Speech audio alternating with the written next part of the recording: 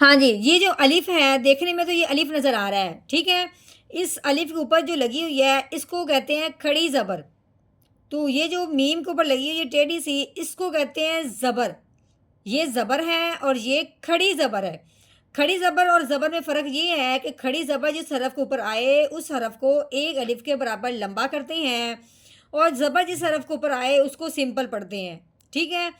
دوسری بات کہ الف کے اوپر کیا لگی ہوئی ہے؟ کھڑی زبر۔ الف کے اوپر زبر زیر پیش میں سے کوئی بھی آ جائے تو اس الف کو الف نہیں پڑھتے، اس الف کو حمزہ پڑھتے ہیں۔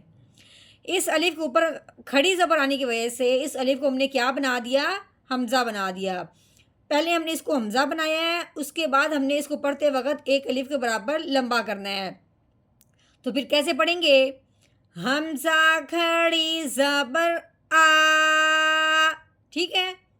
حمزہ بنایا، پھر ہم نے اس کو ایک الف کے برابر لمبا کیا، آ، ٹھیک ہو گیا؟ جب بھی آپ کو یہ والی کھڑی زبر کسی حرف کے اوپر نظر آئے تو آپ نے اس حرف کو ایک الف کے برابر کھینچ کے پڑھ دینا ہے۔